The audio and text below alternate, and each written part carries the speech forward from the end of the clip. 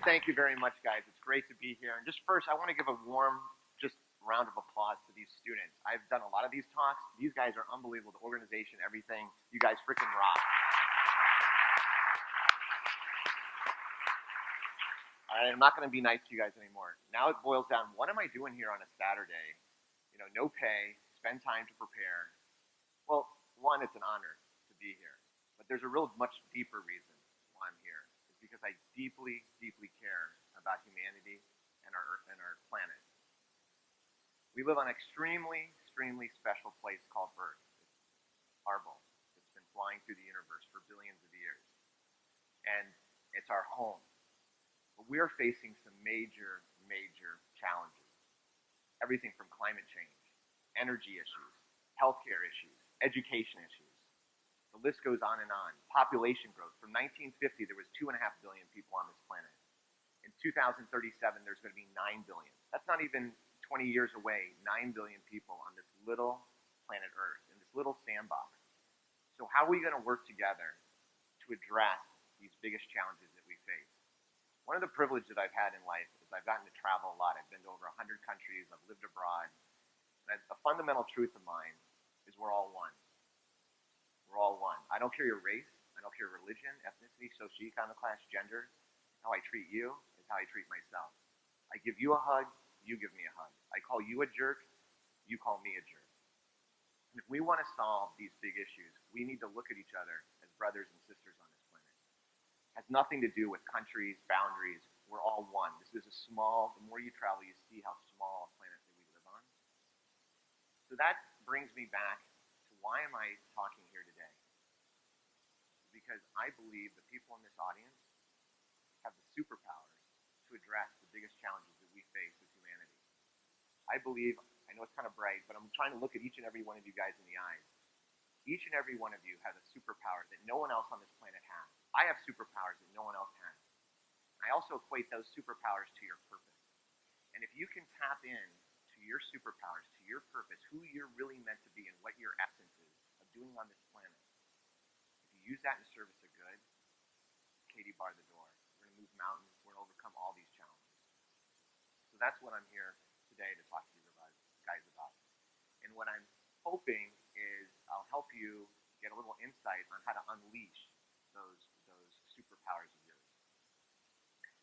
So one of the things that I've learned I'm 50 years old. I have a high school daughter, and there's nothing that I've learned more than having a daughter. It's the hardest job in the world is being a parent, and I have the highest respect for any parent out there because it holds yourself accountable. It's all about the person, the woman, and the man in the mirror. At the end of the day, change begins with yourself, and looking at yourself and holding yourself accountable and trying to be 10% better every day. So some of the things I learned to kind of ground me in what is my purpose is there's a couple questions. One, if this was the last day of my life,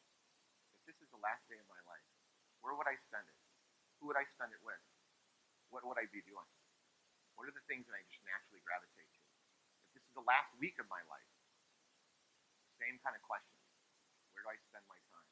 What do I spend my time doing? Other kind of questions to get at that core essence. These are the kind of things that I say it quickly, but it should start connecting with you at a deep letter. If you had $1 billion, so finances are not an issue, what would you do with that $1 billion? How would you spend your day? Would you keep going to, if you're a student here, would you keep going to high school? Would you just hang out at the beach?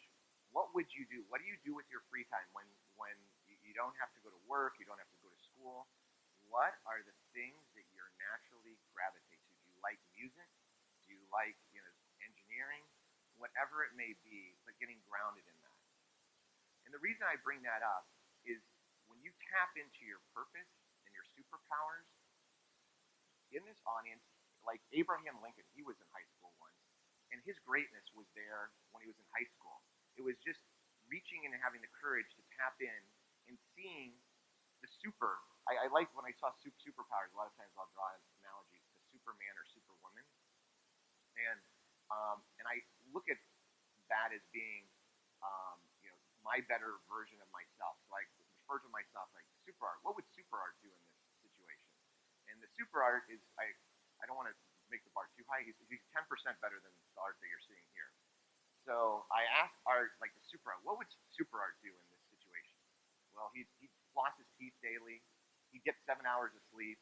I know this sounds goofy, but you're looking at a 50-year-old that didn't get a lot of that stuff right. And I thought there was things important. I didn't focus on the things that are really important, like spending time with my daughter. It's like spending time on exercise. It's like spending time getting sleep, spending time truly with, when you're going back to that question about if you're only going to live one more day, who would you spend that time with? Spending time with that individual. So as you're asking yourself these questions and getting grounded in what your truth is, in what's really important to you, what I suggest you doing is when you leave our talk today, start writing those down. Then the next thing I ask you to do is for a week, keep a spreadsheet of how you spend your time. Literally, what time you get up in the morning, do you take a shower next, do you have breakfast, do you go to school, who do you spend time at lunch with, what do you do in your free time? Write all that down and do that for a week. And then what I ask you to do is compare that spreadsheet of everything that you did for a week compared to when you ask yourself the question, if this is my last day in life, this is how I'd spend it, this is how my last week looks. Is it matching up?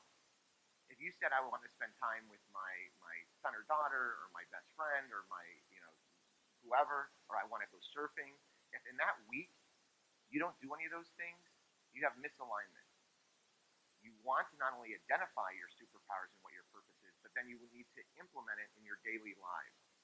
And I understand we all have our jobs, we have to make money, we have to get our grades to get into the great school that we want to, but don't lose who you are. Stay true to yourself, and even if you like music, play piano at least an hour or 2 hours a week, even though you have crazy amount of other works, because you need to stay grounded in yourself. And I firmly believe to solve the huge problems that we need to solve, we need artists that are going to inspire people and unite people. We're going to need engineers that are going to come up with different energy solutions. And the only way, it's a marathon too. This is really, really difficult to do. And the only way you're going to achieve these kind of things is by first understanding yourself, two, doing things that you really love. You're getting close to your purpose and the things that you're meant to do because time flies. It's easy to do. It just flows. It's like this talk today.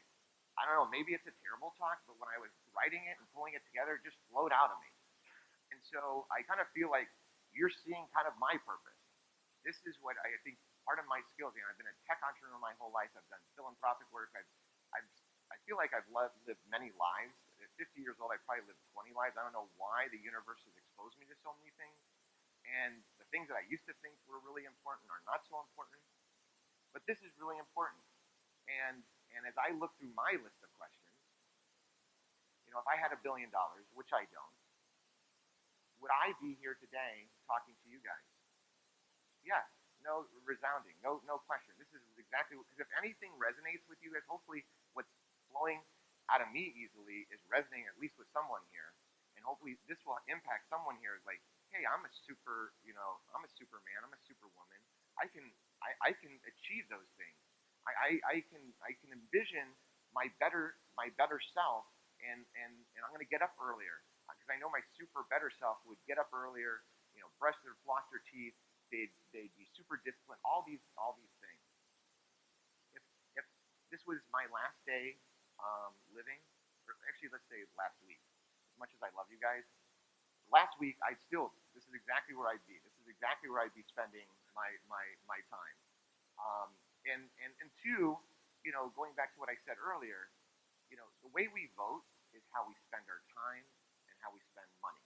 I don't care there's a lot of talk, blah, blah, blah, but when someone, how they spend their time and how they spend their money, and to prepare for this, to carve out time to come down to Los Gatos, not getting paid, it's doing things, you're doing the right thing if you do it for free, and I know I'm exactly where I'm meant to be. So just a resounding yes, yes, yes to all of those. That being said, getting to really answering those questions that I'm challenging you to answer, really tracking how you spend the day to ensure there's alignment of how you spend the day versus your purpose and your superpowers. Not easy. Because at the end of the day, you're looking at yourself in the mirror, and all I know is I didn't like what I saw. Like when I really started writing down what I thought was important and then how I spent my day, nothing aligned. I take a couple steps forward, like I exercise, I get sleep, I floss my teeth 3 days in a row, and then there's 10 days where I'm eating junk food, not sleeping, like way overextended, all the cray cray. But it's a journey, it's a process. Don't beat yourself up too much about it. But have the courage to lean in to be the change you want to see in the world. That said, I ask each and every one of you guys to get up. Could you guys stand up, please? And if for some reason, please. Okay, as you're standing up, we're talking about superpowers. So who comes to mind when we're talking about superpowers? Superwoman, right, Wonder Woman, Superman. I want you guys to stand like your best self. You're super, like the super art self. How does that person stand? Chest out, maybe straight up. I don't think they're like slouching, kind of asleep. They're like standing up, like exact. I'm seeing some fist pumps, like all kind of like. I'm seeing, and then two, maybe to help visualize a little bit more, you got to know the Superman within you, and first of all, you guys are super women and super men. So now I want you guys.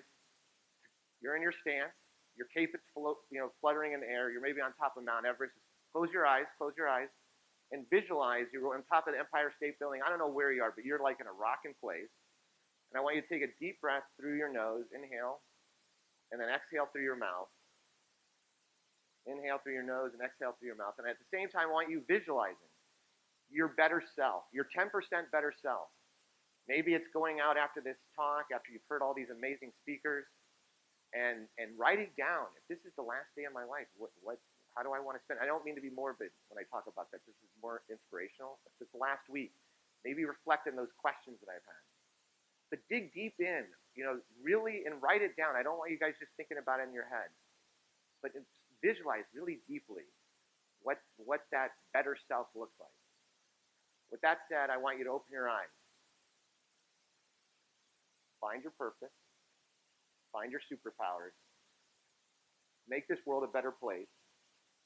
You do you. I love you guys. Good night. Boom. Thank you.